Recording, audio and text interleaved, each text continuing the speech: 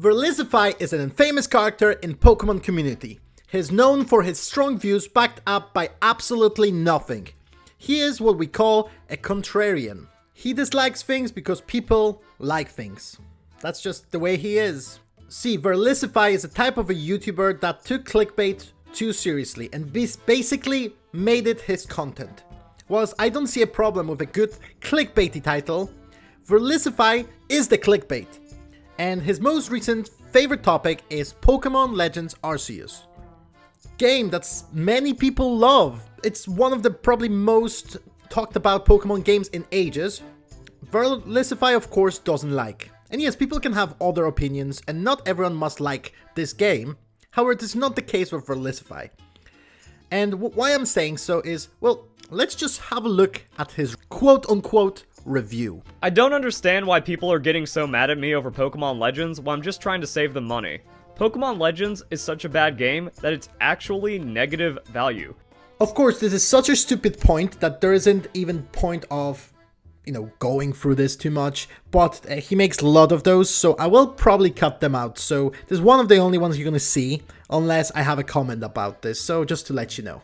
Now, my biggest problem with doing a review on Pokemon Legends is that all of my concerns about the game ended up being validated, and it's worse than I could have ever imagined. So it's going to be a lot of repeating myself. Like if you just watch my video, Pokemon Legends is going to be bad, here's why, where I just read the website and watched official trailers, and then people got mad at me for doing that.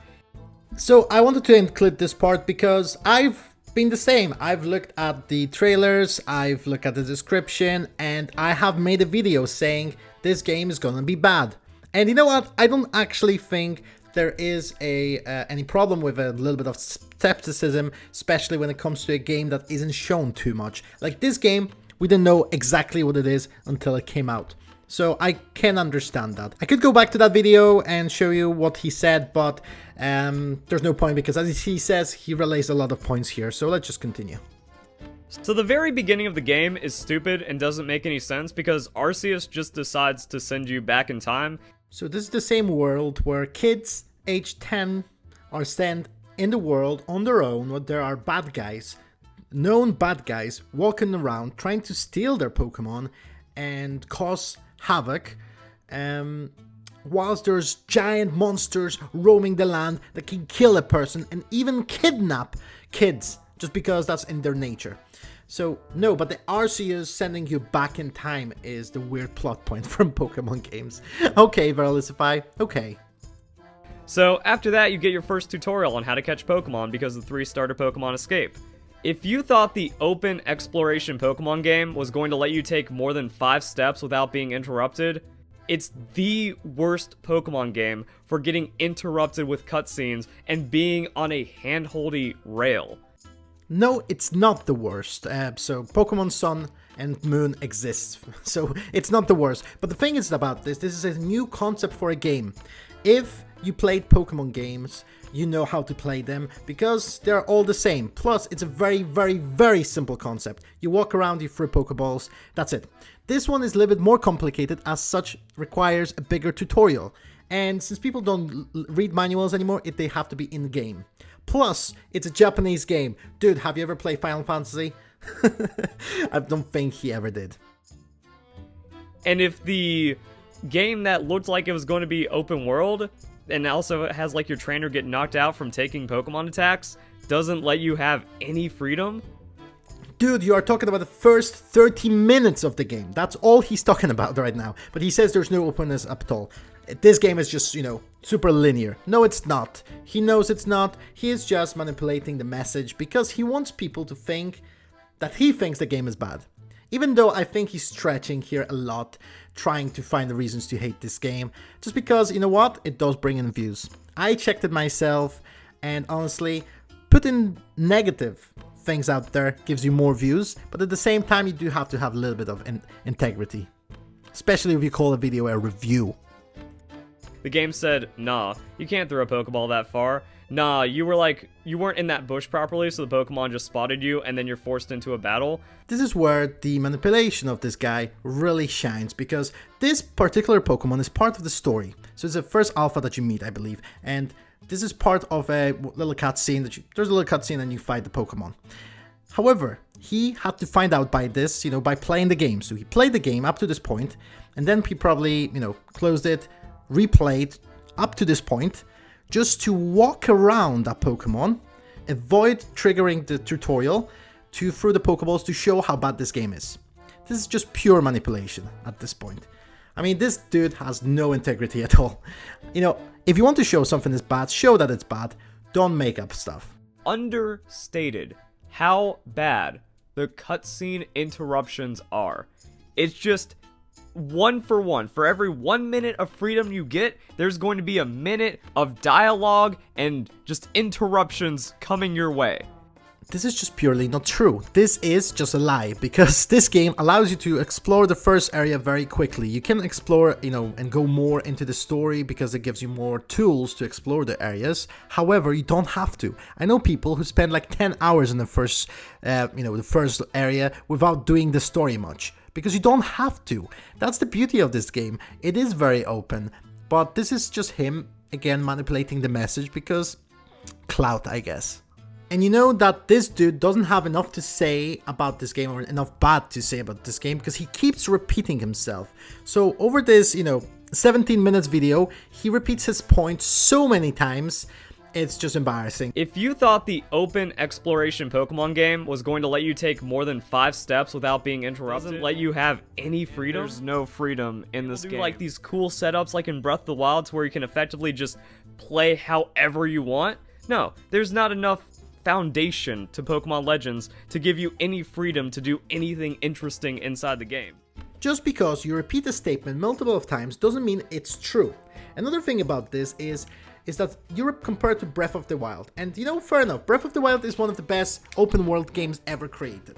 However, it is a Zelda game, and you do Zelda things in it, like exploring new places, solving puzzles, fighting monsters. That's the Zelda thing.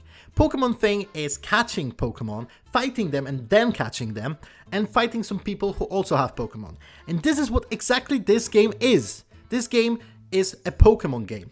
So if you don't like the freedoms it gives you to do Pokemon thing, what do you want this game to be?